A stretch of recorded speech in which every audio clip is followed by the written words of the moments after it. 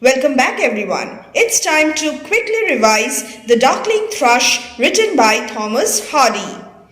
The Darkling Thrush is a nature poem with the theme of hope.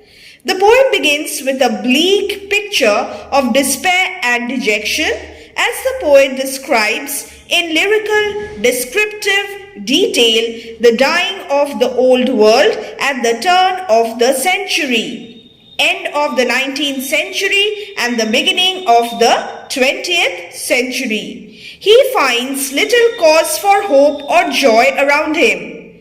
Suddenly, he hears the song of a songbird which spreads warmth and hope into the earlier desolate and dead landscape. The poet finds his spirit rising and with it the realization that there is still hope and joy in the world. Now, my dear boys and girls, learn this entire section because this is the poem in a nutshell. Before starting the explanation, I would like to point out a few relevant points. The Darkling Thrush, as we know, is a nature poem, but it is also an elegy. An elegy is a mournful poem that deals with death, here the death of the century. The poem symbolically mourns the passing of an era, and the themes highlighted in the poem are nature and the decline of human civilization, hope and renewal, despair and isolation. Kindly check the description box for the necessary links. The setting of the poem. The setting of the poem is very important because the poet paints a somber picture of the world. The poet recalls a scene of desolation in winter season. It is a bleak winter scene characterized by grey landscape of winter dusk, leafless trees of December, frost covering trees and land. I leant upon a Corpus Gate when frost was spectre grey and winter's dregs made desolate the weakening eye of day. The mood of the speaker is, he is lonely and meditative. The speaker is leaning against a wooden gate. What is a Corpus Gate? A Corpus Gate is a gate that opens onto the woods. In his loneliness, the speaker has personified winter and frost. Frost is described as spectre grey or ghost-like grey, and the winter's dregs, that is, the fallen snow and heavy fog, are making the twilight or dusk desolate. So there is desolation, there is bleakness all around, and the desolation of the scene the speaker sees serves as an extended metaphor for the decay of Western civilization. And you will see that an antithesis to this decay, bleakness and desolation is the darkling thrush, which is a symbol of possible rebirth through religious faith. What is the meaning of darkling? In the title, The Darkling Thrush. The meaning is of the darkness. Keep this in mind. The figure of speech is personification. Frost was spectre grey. Grey. The color grey is also associated with loneliness, frustration, death and desolation, despair. And winter's dregs made desolate. Dregs made desolate. Alliterative expression D, here also D. Winter, as discussed, has been personified. Now coming to the weakening eye of day. What is the time indicated by the expression the weakening time of the weakening eye of the day? It is twilight, that is dusk. The word dregs, meaning remains of something, symbolizes the end of the century. It means the end of a day, yes, the end of the year, that is also correct. But when we take into account the symbolism, it marks the end of the century, the passing of an era. The tangled vine stems coat the sky like strings of broken lyres, and all mankind that haunted nigh hath sought their household fires. Here the speaker compares the tangled vine stems, that is, the stems of climbing plant, to the strings of broken lyres. The lyre is a significant symbol because it represents poetry and the cultural accomplishment of Western civilization, and its broken strings suggest that Western culture itself has fallen into disrepair, or like the vine stems has not been properly maintained and pruned. In other words, the speaker thinks that things have grown unruly and gotten out of hand. Here the poet expresses his rejection of this culture, providing a subtle critique of the way that the West has failed to take care of its own natural and cultural resources. And the other figure of speech used here is alliteration. The tangled vine stems scored the sky like strings of broken lyres, and here we have simile. The tangled vine stems compared to strings of broken lyres. The broken lyres is a classic image of disharmony and lack of joy in the poet's vision of life. And all mankind that haunted nigh. What does the speaker suggest about all mankind? People are listless and have no vibrancy in life. The increasing darkness and coldness had forced all human beings to take shelter in their homes. And what is the significance of household fires? Household fires symbolize monotonous life at home. People are listless and have no vibrancy in life. There is no cheerfulness, no activity, nothing. Had sought their household fires, had household, haunted, an example of alliteration. The weakening eye of day is an example of visual imagery, and the significance of the metaphor, strings of broken lyres, suggests that poetry is also dying. The land shaft features seem to be the century's corpse out lent. What is the figure of speech used here? The century's corpse out lent. It is metaphor. His script, the cloudy canopy, an example of alliteration, the wind its death lament. The ancient pulse of germ and birth was shrunken, hard and dry, and every spirit upon earth seemed fervorless as I. The land's shaft features seemed to be the century's corpse out lent. Winter in the northern hemisphere is also the end of the year. Here it becomes even more meaningful as the end of the year in this case also marks the end of the century. That is why century is personified as a corpse and the harsh winter landscape defining its wasted body. The meaning of cloudy canopy is the sky that covers the century's tomb, and the sad wind becomes a song of death, a death lament.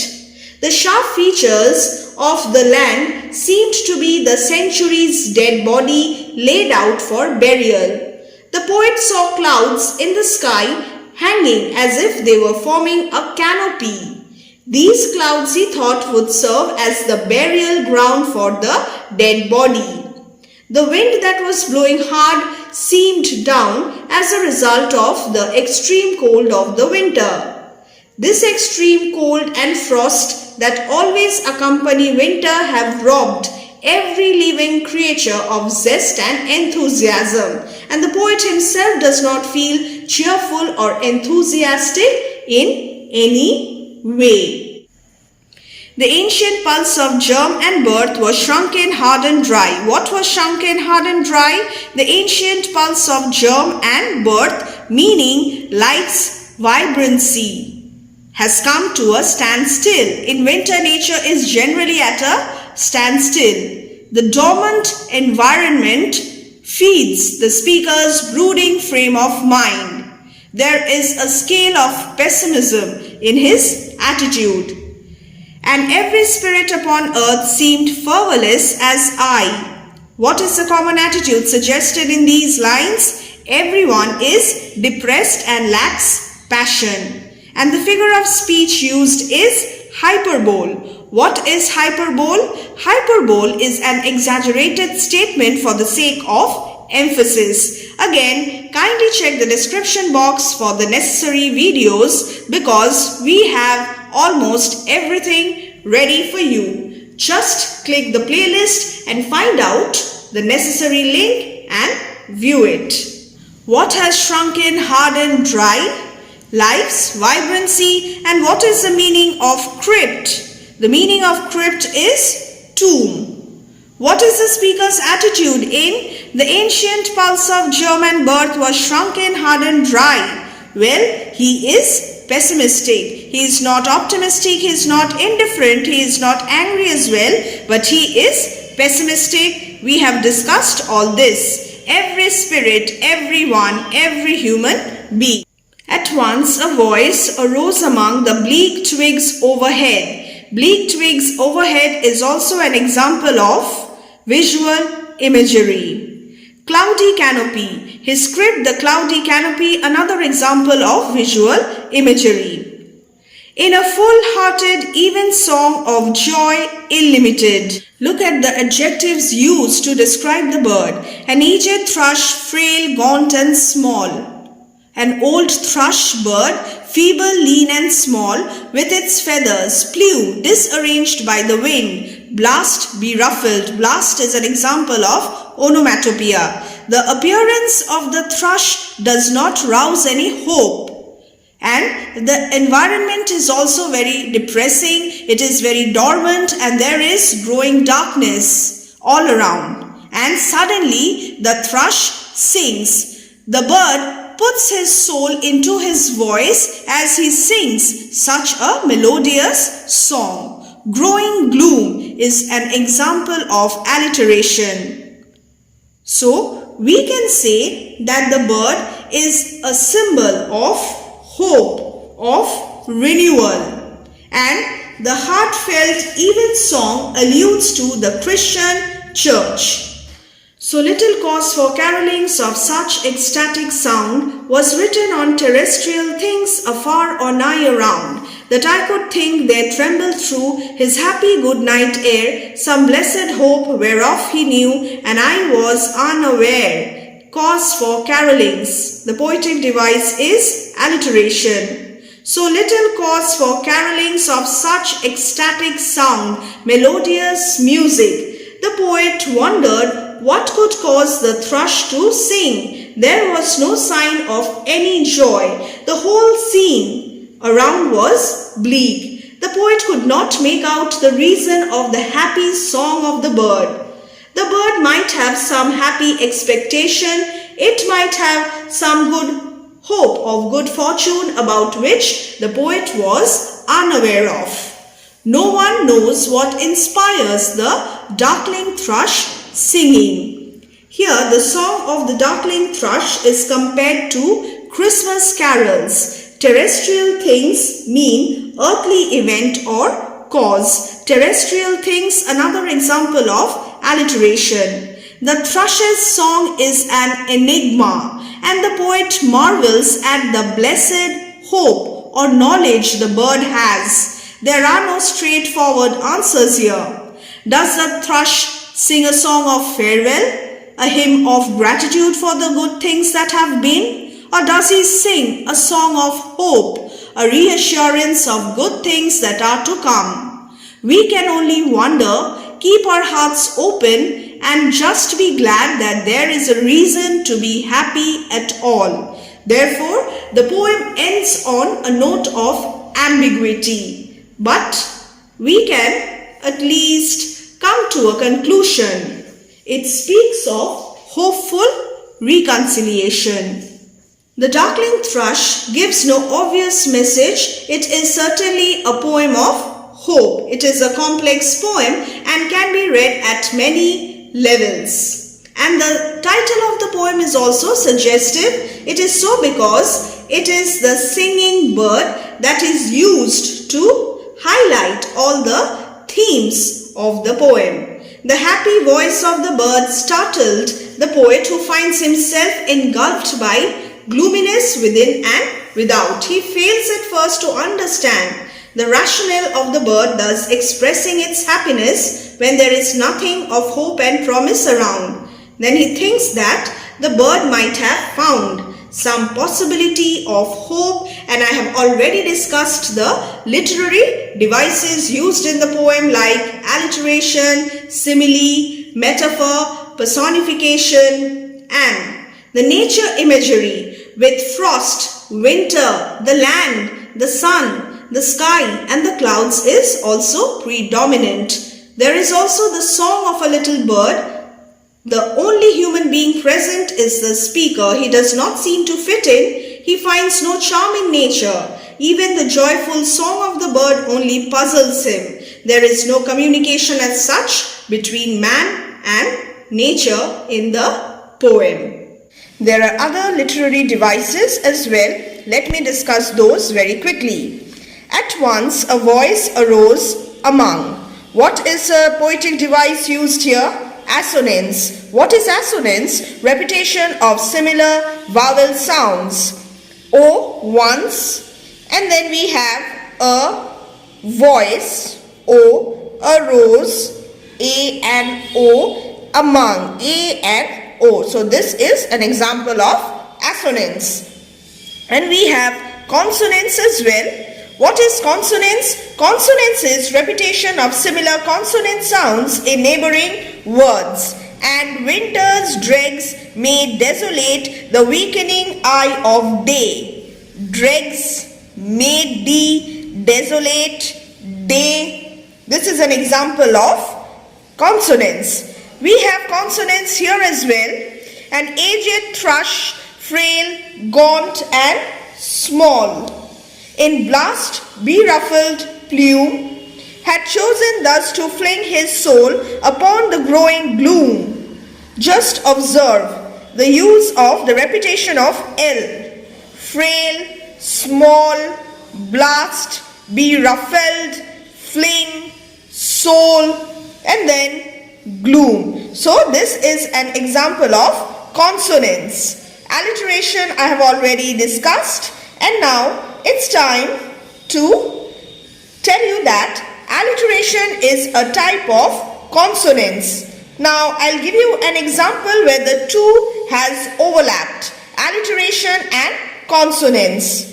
In blast, beruffled, plume. Take a look. In blast, beruffled, plume. Consonants, L sound, and alliteration, blast, beruffled. I'll mention another important feature, the use of antiquated term. Darkling, antiquated term.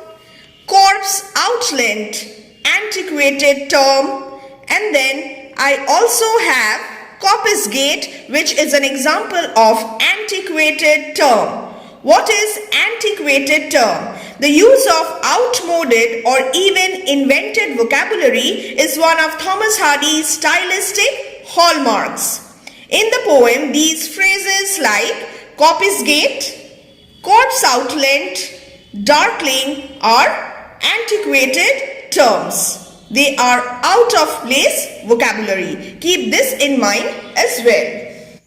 Well, I hope that you will find this video helpful. Kindly check the description box for all the necessary links. There are many multiple choice questions and other important videos in store for you. Till then, bye.